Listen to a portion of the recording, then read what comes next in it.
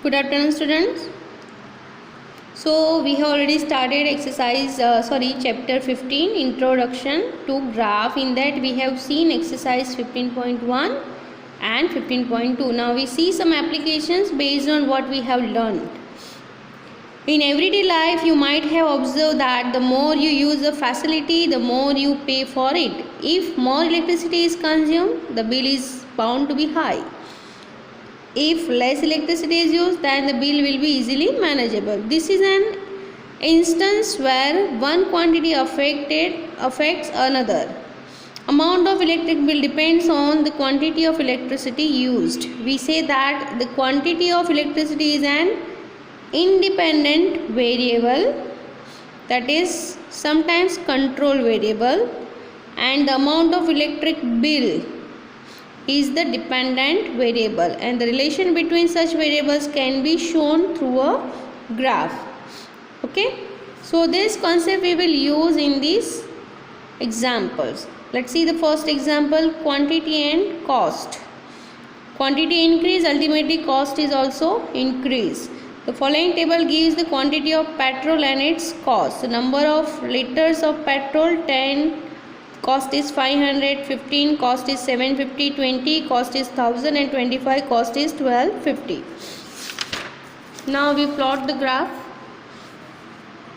So on x-axis we represent the liters, petrol in liters.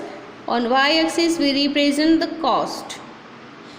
Okay, so mark number of liters along the horizontal axis, that is x-axis.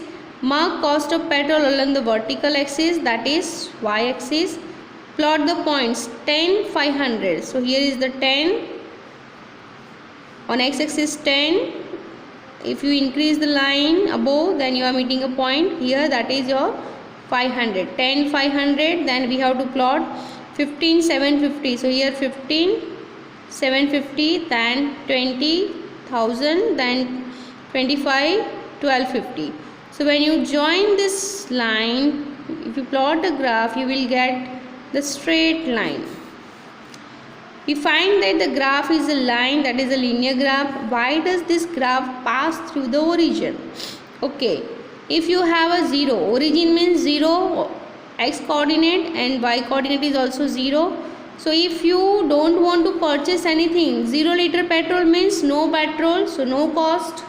Okay, 0 petrol, 0 cost. That's why we start from origin. Then 1 rupees, 2 rupees, 5 rupees, 10 rupees will be increased over here. 100, 200, 300, and 1 liter, 2 liter, 3 liter, 4 liter we can increase over here.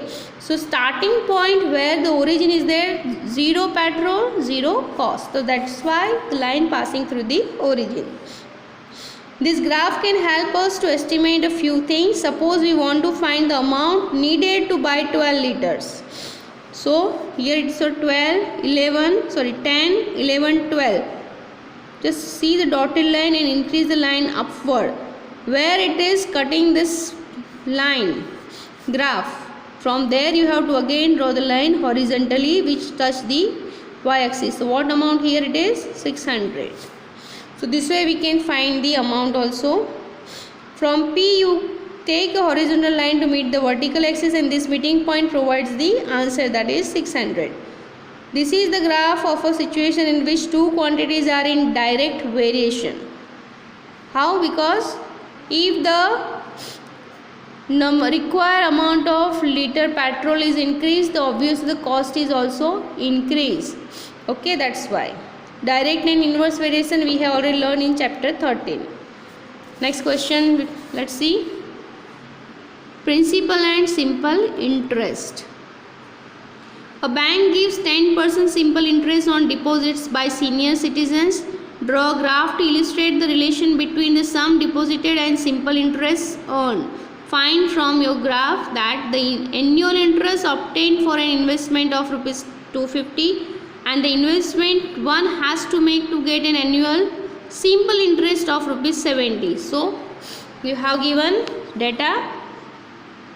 If you deposit 100 rupees, the simple interest is 10, for 200, 20, 300, 30, 500, 50, and for 100, for 1000 it is 100. Now deposit 100, whatever information you are getting from here, that you have to write in the table form. Now scale 1 unit is equal to 100 rupees.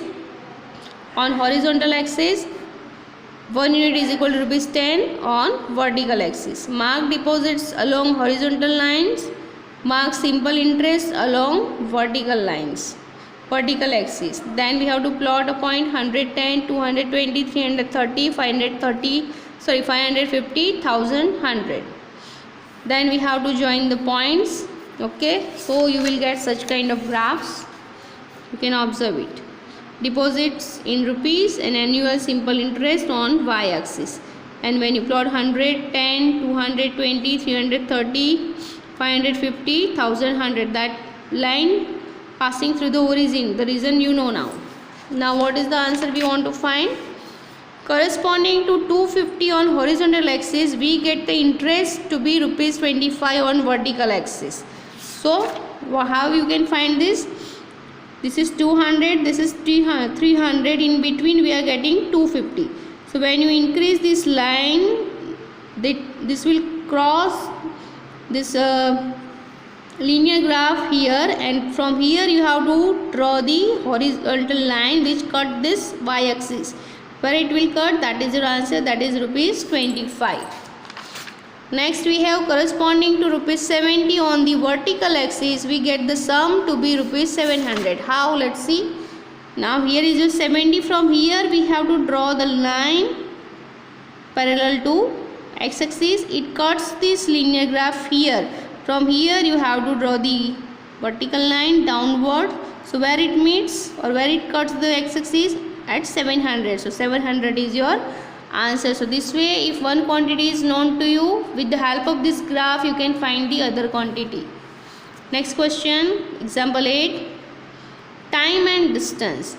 Ajit can ride a scooter constantly at a speed of 30 km per hour. Draw a time distance graph for this situation. The time taken by Ajit to ride 75 km and the distance covered by Ajit in 3.5 hours. So hours of ride: 1 hour 30 km, 2 hours 60 km, 3 hours 90 km, because here it is mentioned scooter constantly. The speed of scooter constantly is 30 km per hour. There is no change in the distance covered.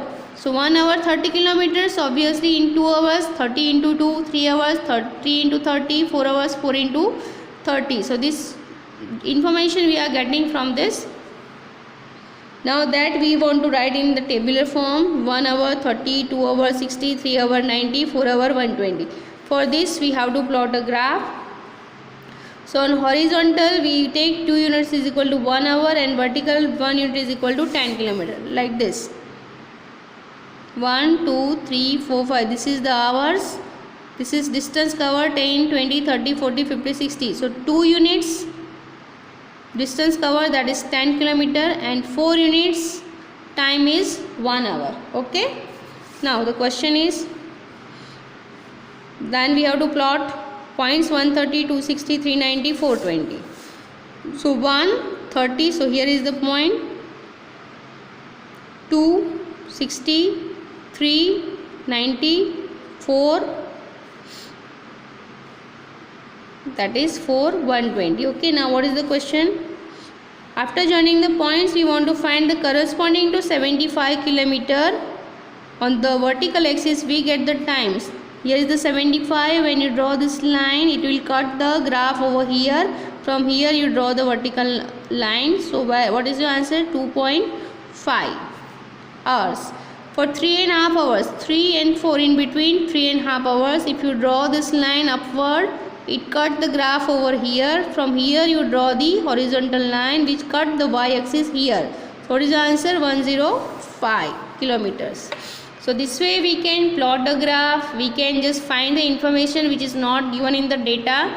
Okay, and we solve the questions. On the basis of this, now we will see exercise 15.3.